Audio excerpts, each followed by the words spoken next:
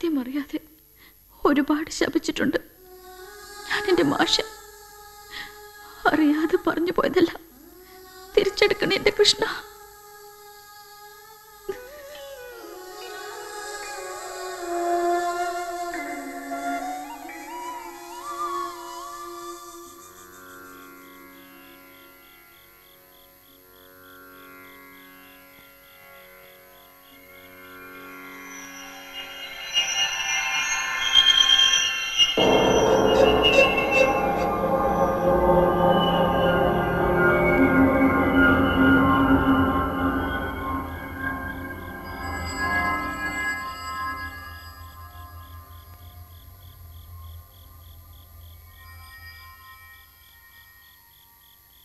മോനെ പേടിച്ചു പോയി ഞാൻ. 2 ദിവസമായില്ലേ നീ ഇരിപ്പ് തുടങ്ങിയിട്ട്? കണ്ടു നിൽക്കാൻ പറ്റണില്ല കുട്ടിയെ. എത്ര വെച്ചിട്ടാ ഞാനിതൊക്കെ സഹിക്കുക?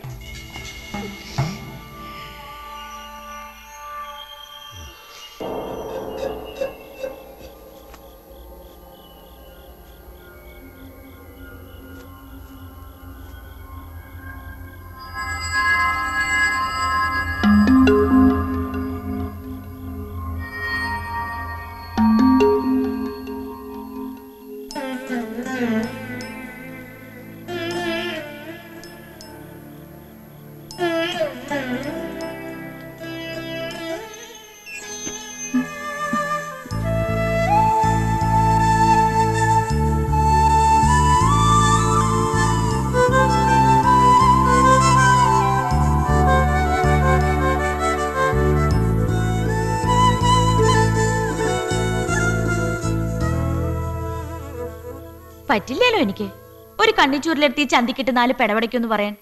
എന്റെ വലിയേട്ടനായിപ്പോയില്ലേ? നോക്കേട്ടാ, ഇത്ര കിടന്ന് പടയ്ക്കാൻ മാത്രം ഇവിടെ ഇപ്പൊ ഒന്നും ഉണ്ടായിട്ടില്ല. മനസ്സ് വേദനിച്ചപ്പോ അമ്മ എന്തൊക്കെയോ പറഞ്ഞു എന്നേ ഉള്ളൂ. ഏട്ടനത് ഇത്ര ആനക്കാരിയൊക്കെ എടുക്കണ്ട. നമ്മുടെ അമ്മയല്ലേ ഏട്ടാ. അമ്മ പറഞ്ഞതിലല്ല കുട്ടിയേട്ടൻ്റെ സങ്കടം. ഞാൻ കാരണം നിനക്ക് ഈശ്വരൻ തരാൻ നിശ്ചയിച്ച ഒരു ജീവിതം ഒന്നും വേണമെന്ന് വെച്ച് ചെയ്തതല്ലല്ലോ എൻ്റെ ഏട്ടൻ. അങ്ങനെയൊക്കെ ഉണ്ടായി. ഞാനിതങ്ങോട്ട് സഹിച്ചോളാം. എന്റെ വിധിയായിട്ട് അങ്ങ് ഏറ്റെടുത്തോളാം. ശപിക്കോ മോളേട്ടനെ?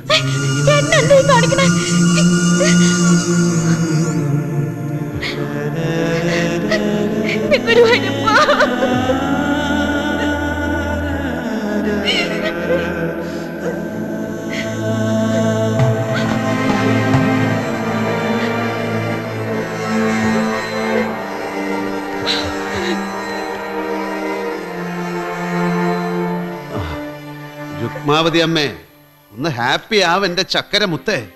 ഇല്ല, ഇവിടെ ആർക്കും ഒന്നും പഴിച്ചിട്ടില്ല. ഒക്കെ ശരിയാക്കി എടുക്കും ഞാൻ. എല്ലാവരും എനിക്കൊരു 24 മണിക്കൂർ സമയം താ.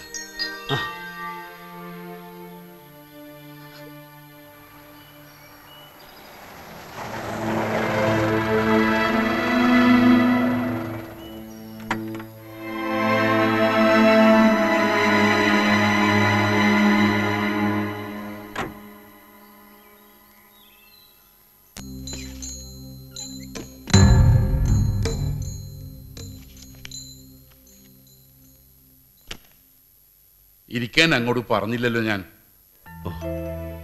ക്ഷമിക്കുക, ഒരു തെറ്റ് പറ്റിപ്പോയി. എന്നും തെറ്റല്ലേ പറ്റിയിട്ടുള്ളൂ ഇയാൾക്ക്. ആട്ടെ, എന്താണാവോ വരവിന്റെ ഉദ്ദേശം? ഞാൻ എന്റെ പെങ്ങളുടെ ജീവിതം കുട്ടിച്ചോറാക്കി ഇല്ലേ? ക്ഷമിക്കണം ശങ്കരൻകുട്ടി മാഷ്. മൂർഖൻ പാമ്പുകൾക്ക് ക്ഷമാശീലില്ല. വേദനിപ്പിച്ചാൽ അത് കൊത്തും. പണ്ട് രാജിക്കത്തും വലിച്ചെറിഞ്ഞിറങ്ങി പോകുമ്പോ ഇയാൾ എന്നെ വിശേഷിപ്പിച്ചത് അങ്ങനെയല്ലേ, മൂർഖന്. അഹങ്കാരാവാം, പക്ഷെ അത് ഭൂമിയിൽ കാലുകുത്തി നിന്നിട്ടാവണം, ആകാശം ഭേദിച്ചിട്ടാവരുത്. ഒന്നും അഹങ്കാരം കൊണ്ടായിരുന്നില്ല മാഷെ, ഒന്നും. പിന്നെ എന്താ? എല്ലാ വിവരങ്ങളും ഇതിലുണ്ട്.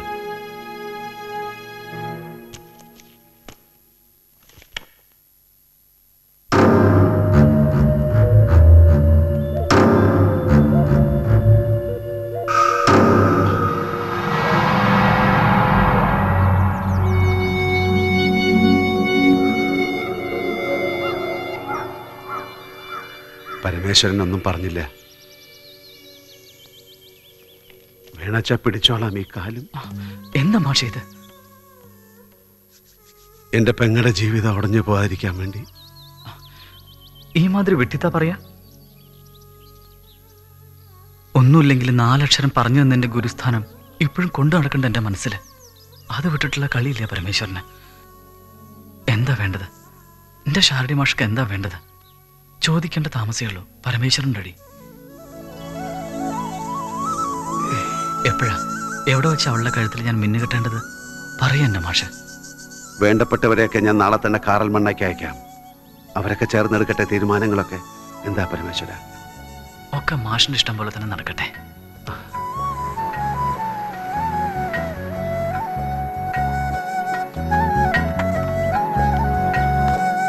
ആമേ, അമ്മേ, ആമേ, പറഞ്ഞില്ലേ ആർക്കും ഒന്നും പഴച്ചിട്ടില്ലാന്ന്. ഒക്കെ ശരിയാവുന്ന ഞാൻ ശരിയാക്കുന്ന. ശരിയാക്കി. ഇനി ആരും സങ്കടപ്പെടണ്ട, ആരും ശപിക്കണ്ട. നീ എന്താ പറയണതെന്ന് ഒരു എത്തും പിടിയും കിട്ടണില്ലല്ലോ ഭരത. ശരി, ഞാൻ പറയണതും പ്രവർത്തിക്കുന്നതൊന്നും ആർക്കും മനസ്സിലാവില്ല. അതെന്റെ വിധി. അതുപോട്ടെ, നാളെ തന്നെ അമ്മ ഗോവിന്ദമാമയെ കൂട്ടി കാറൽ മണ്ണയ്ക്ക് പോണം. നടക്കും നമ്മുടെ ഭാമയുടെ കല്യാണം. ഭ്രാന്ത് പറയല്ല, സത്യം ഞാൻ പറയണേ. ആ ശങ്കരൻകുട്ടി മാഷിന്റെ മോന്റെയും കാല് പിടിച്ച് കാര്യം ഞാൻ ഒപ്പിച്ചെടുത്തു. എന്നെ വിശ്വസിക്കണ്ട അമ്മ.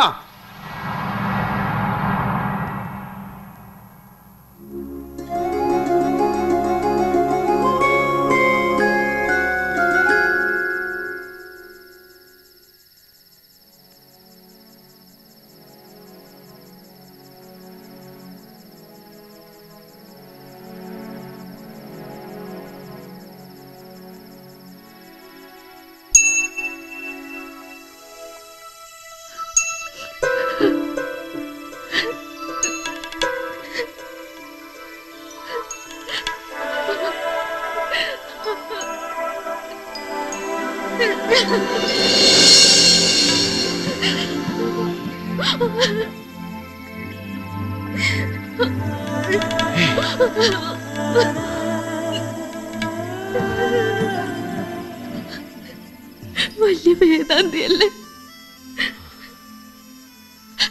വലിയ അറിവുള്ള ആളല്ലേ. മരിക്കാനുള്ള വല്ല മന്ത്രവും പറഞ്ഞു തരാൻ അറിയോ എന്റെ മാഷിന്?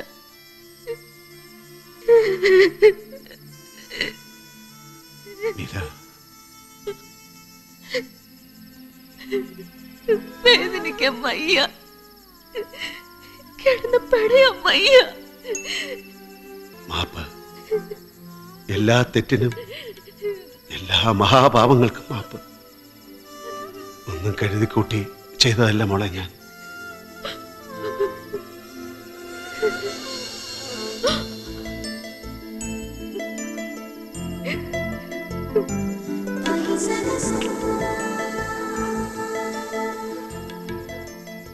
എല്ലാം അറിയാം ഈശ്വരന്, എല്ലാം.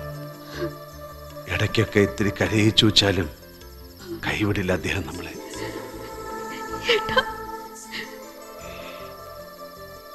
എന്താ വിളിച്ചത്? ഒന്നൂടെ വിളിക്കേ. ഒന്നൂടെ അങ്ങനെ വിളിക്കും മീര.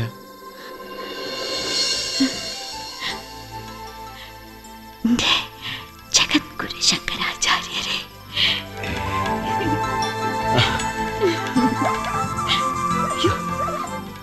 അച്ഛൻ എണീറ്റെന്നാ തോന്നണേ. വരാം, പിന്നെ വരാം ഞാൻ. എന്റെ വീട്